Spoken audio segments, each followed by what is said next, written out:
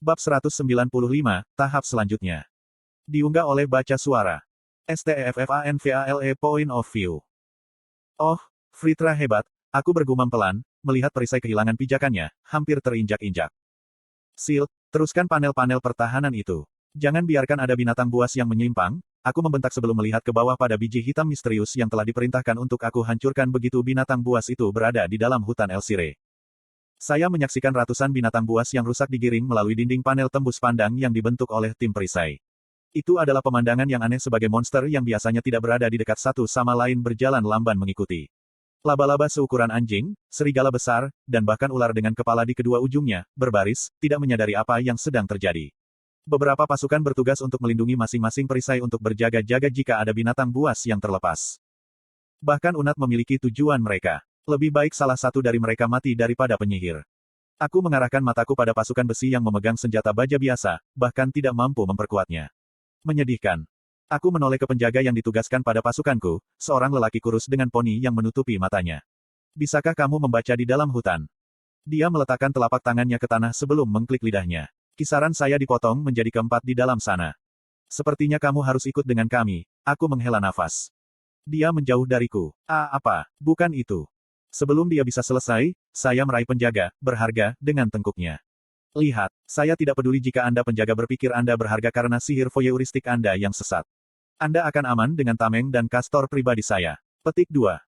Baiklah, tetapi jika sesuatu terjadi padaku. Ancaman kosong bocah itu ditertawakan oleh gemetarannya. Kasihan Fritra, bagaimana dia bisa melihat dirinya sendiri sebagai seorang prajurit jika dia takut pergi ke suatu tempat dekat pertempuran. Kau akan baik-baik saja, aku menekankan, melepaskan kerahnya. Sekarang bentuk hubungan mental dengan saya, dan hanya saya. Sesuatu memberitahu saya bahwa Anda tidak pandai melakukan banyak tugas. Petik 2. Penjaga itu mengangguk, menempatkan dua jari di pelipis dan berkonsentrasi. Bisakah kamu mendengarku? Sebuah suara yang akrab terdengar di kepalaku. Bagaimana mungkin kau gagap bahkan di dalam kepalamu, pikirku. Asal tahu saja, aku hanya bisa melakukan komunikasi mental satu arah sehingga aku tidak akan bisa mendengar kabar darimu. Oke, kataku keras, menahan dorongan untuk memutar mataku. Terlepas dari kekurangannya, memiliki penjaga adalah bonus besar karena perisai dan kastor saya tidak harus tetap dekat dengan saya dan bergantung pada umpan balik dari penjaga. Mengalihkan perhatian saya kembali ke tugas yang sedang saya tangani, saya menyaksikan tim penyihir berdiri siaga ketika semakin banyak binatang buas yang rusak menghilang ke hutan lebat dan berkabut yang menjadi rumah bagi para elf di Dicaten. Begitu monster terakhir yang digiring keluar dari Northern Beast Glades berada jauh di dalam deretan pepohonan yang padat, aku mengangkat biji hitam. Una, bukan penyihir, posisi garis depan dengan senjata keluar. Striker, di belakang mereka dengan perisai dan kastor di dekat Anda. Bersiaplah untuk menagih pada pemberitahuan yang diberikan. Saya memesan karena semua orang bergerak ke tempatnya. Saya tidak tahu bagaimana binatang-binatang buas itu dibius, tetapi artefak yang dipercayakan kepada saya tampaknya bekerja seperti mantra. Segera setelah saya menghancurkan biji, melepaskan efek dari kendali saya, geraman setan, geraman, dan raungan pecah dari dalam hutan. Beberapa orang membawa persediaan mulai membagikan botol cairan tengik untuk disemprotkan pada pakaian masing-masing. Mahal dan sementara, tapi itu satu-satunya cara binatang buas tidak akan menyerang kita.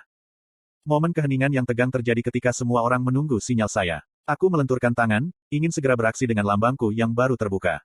Itu bahkan belum melewati satu musim sejak saya melatih tanda awal saya untuk membentuk lambang saya, benar-benar terpuji bagi seseorang yang baru berusia 18 tahun, namun saya mendapati diri saya haus akan lebih banyak. Sama seperti ayah saya juga ingin diberi hak istimewa untuk memasuki gudang obsidian agar mudah-mudahan memperoleh lambang. Saya berharap untuk kembali ke Alakria. Aku tahu ayahku akan selamat dari cobaan yang diberikan Obsidian Vault kepada orang-orang yang masuk dan aku hanya ingin melihat lambang seperti apa yang akan dia keluarkan. Mungkin dia akan diberkati dengan tanda kebesaran legendaris.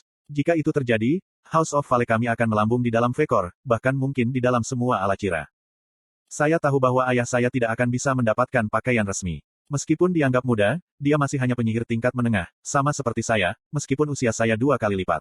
Sementara saya menghormati kekuatan dan bakatnya, dia masih menjadi tameng. Aku membiarkan diriku tersenyum tipis yang hanya berlangsung sesaat ketika sebuah suara keras bergema dari kejauhan.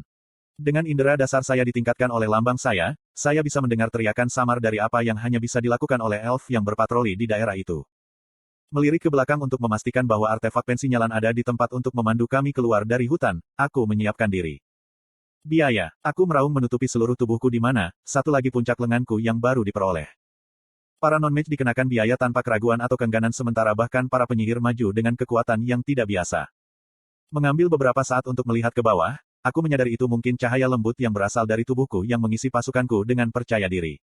Keyakinan yang berasal dari kekuatan dan mental saya. Tidak masalah jika di Chatians memiliki sihir yang aneh dan serbaguna. Bagi saya, ini hanyalah sebuah misi untuk berhasil dan untuk menerima lebih banyak pencapaian yang akan membuat darah saya menunggu saya di rumah.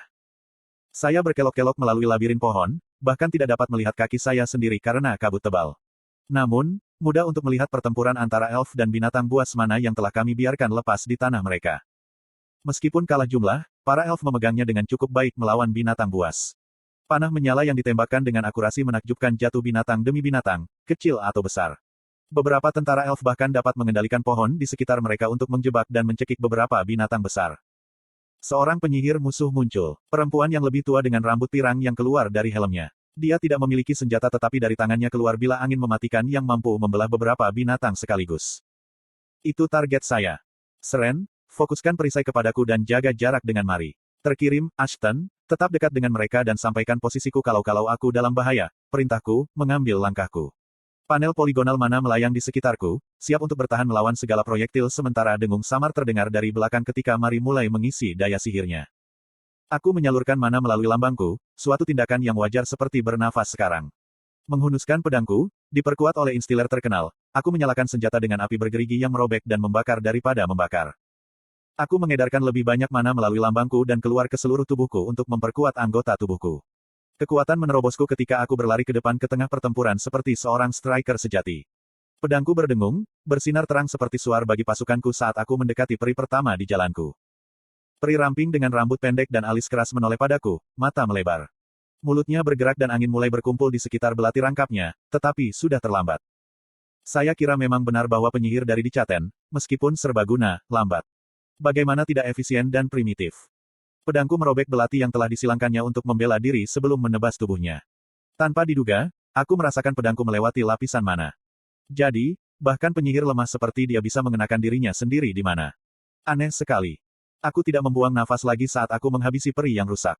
Meluangkan waktu sejenak untuk melihat-lihat, aku melihat bahwa banyak penyihirku yang sudah bertunangan dengan elf musuh. Seperti yang diperkirakan, ombak pasang dengan cepat mendukung kita. Binatang buas yang rusak itu mematikan karena mereka tidak peduli dengan keselamatan mereka sendiri dan dengan kejam menyerang apapun di jalan mereka. Iklan. Ketika aku mendekati elf itu menggunakan sihir bila angin, suara Ashton terdengar sekali lagi di kepalaku. Bacaan mananya sedikit berbeda, tapi dia seharusnya berada di ujung bawah penyihir tingkat menengah. Kastormu sedang menyiapkan mantranya ke satu target. Lanjutkan dengan hati-hati, dan saya akan memberitahu Anda kapan harus menyingkir. Petik 1. Jadi seperti ini rasanya memiliki penjaga, bahkan penjaga yang setengah matang, dapat diakses. Tidak heran mereka dianggap berharga meskipun tidak memiliki satu bentuk ofensif atau sihir pertahanan. Sihir api yang telah dibuka melalui tanda saya setelah upacara kebangkitan memungkinkan api saya untuk mengambil kualitas bergerigi yang merobek apapun di jalurnya. Tanda menengah ke atas yang langka. Namun, setelah saya menguasai sihir ini hingga saya bisa mengembangkannya menjadi lambang, saya bisa memanfaatkannya dengan cara yang sama sekali baru. Menjatuhkan kecepatanku, aku menyarungkan pedangku dan mengedarkan lebih banyak mana melalui lambangku. Tubuh saya meletus, menutupi saya dalam baju besi api sambil melepaskan 4 sabit mengambang api bergerigi. Mereka mengorbit di sekitar saya, siap untuk menyerang dengan pikiran yang sangat ketika saya berkonsentrasi sepenuhnya pada mengendalikan mereka. Elf betina yang mengenakan baju besi melepaskan satu helai angin, menewaskan 2 binatang buas lainnya sebelum mengalihkan perhatian penuhnya padaku. Tidak seperti elf sebelumnya yang baru saja kubunuh, mulutnya tidak bergerak sementara dia melepaskan bilah angin ke arahku. S-Shield bersiap untuk menjaga serangan. Lanjutkan, penjaga itu memberitahu. Saya melangkah, gerakan saya diberdayakan oleh api yang menyelimuti tubuh saya. Perisai poligonal berlapis di depan saya, siap untuk mengambil bilah angin. Panel pertama pecah akibat tabrakan dan yang kedua pecah, tetapi menahan serangan sebelum angin mereda. Dengan menggunakan kesempatan itu, saya bisa mendapatkan jangkauan untuk mengirim sabit ke lawan. Sebuah panah masuk dari kiri. Bebek. Tanpa ragu, saya jatuh ke tanah. Itu memecah konsentrasiku dalam mengendalikan sabit api terbang, tapi aku bisa menghindari panah berpakaian mana saat mendesing di atasku. Hanya dengan suara yang dihasilkannya, aku tahu bahwa mengandalkan perisai itu risiko yang lebih baik tidak diambil. Saya harus mengakhiri ini dengan cepat. Saya tidak ingin membuang mana terlalu banyak hanya pada satu musuh. Kelemahan dari menggunakan bentuk penuh dari lambang saya adalah bahwa butuh banyak mana untuk mengikutinya. Belum lagi bahwa masing-masing dari ketiga sabit mengambil mana tambahan untuk mempertahankan, sesuatu yang perlu saya tingkatkan jika saya ingin dapat mengendalikan lebih banyak sabit. Mendorong dengan kedua tangan dan kaki saya berlari ke arah elf, yang baru saja akan melepaskan pisau lain. Saya mengirim satu sabit ke tangannya. Meskipun kecepatan serangan kilat saya, dia mampu menghindari sabit saya pada waktunya untuk menyelamatkan tangannya agar tidak terpotong. Namun, itu memungkinkan saya untuk mengubur kepalan tangan yang mengenakan nyala api ke dadanya, menghancurkannya dan mengirimnya terbang ke belakang dan ke pohon. Melepaskan wujud berbalut api untuk menyelamatkan mana, aku menarik pedangku untuk mengakhiri peri ketika kehadiran yang menakutkan mencengkeram jiwaku. SS Stephen, keluar dari sana, sekarang. Aku hanya ingin keluar dari sini, tetapi aku berlutut, mencakar dadaku karena aku tidak bisa bernapas. Siapa nama Great Fritra yang membuat kehabisan nafas ini? Saya mencoba merangkak pergi, hanya itu yang bisa saya kelola. Saya tidak peduli untuk menyelamatkan penampilan saya. Jika saya tidak keluar dari sini, saya tahu bahwa saya bahkan tidak akan hidup untuk merasa malu. Saat itulah seseorang mendarat di depanku. Aku mendongak untuk melihat bocah itu, rambutnya yang panjang dan pirang diikat ke belakang dengan mata biru mencolok yang memancarkan kekuatan. Dia menatapku dengan jengkel yang bahkan tidak ditujukan padaku. Saya adalah putra Karnal Vale, pewaris House of Vale, namun di depan bocah ini yang tampak tidak lebih tua dari saya bukan apa-apa. Tubuh saya gemetar dan mengejang ketika kekuatan yang teraba memancar darinya dan membebani saya. Namun, pada saat itu, saya mendengar dengungan sedikit di hadapan seberkas salju murni yang membombardir bocah itu. Aku tersentak dan mencoba berguling untuk tidak terjebak dalam ledakan itu. Perasaan harapan yang singkat memungkinkan saya untuk kembali pada kaki saya ketika saya mencoba melarikan diri, tetapi sebelum saya bahkan bisa masuk dalam 2 langkah, rasa sakit yang membakar menjalar dari lengan kanan saya dan tanah meluncur keluar dari bawah saya. Saya terguling ke depan, tidak bisa bangun. Melihat ke belakangku, aku hanya bisa melihat genangan merah menyebar dari tempat lenganku dulu. Putus asa, saya menggunakan satu-satunya lengan saya yang bisa mencoba merangkak, entah bagaimana tidak bisa bangun. Mataku mencari rekan satu timku, hanya untuk melihat Sren, Mari dan Ashton melarikan diri. Visi saya redup ketika saya menemukan diri saya sejajar dengan akar tumbuh dari tanah, pikiran terakhir saya adalah bagaimana seharusnya tidak berakhir seperti ini. Arthur Lewyn. Saya mengamati sekeliling. Hutan hijau yang dulunya subur dipenuhi dengan darah dan mayat. Bahkan kabut tebal tidak banyak menutupi setelah pertempuran. Terima kasih, Jenderal Arthur, atas bantuan Anda, kata peri wanita yang baru saja saya selamatkan, suaranya serak dan kesakitan. Mataku tertuju pada para tentara elf yang tewas berusaha melindungi rumah mereka. Maaf aku tidak bisa datang lebih cepat. Ini semua bisa dihindari seandainya saya tiba sebelum binatang buas digiring ke hutan. Petik 2.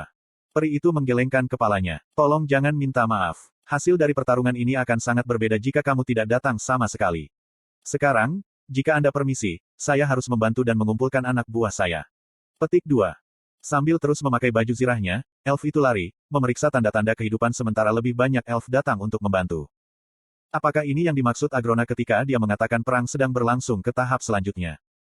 Ini menandai serangan pertama di wilayah Elven, dan bahkan jika serangan khusus ini gagal, ia telah melakukan tugasnya.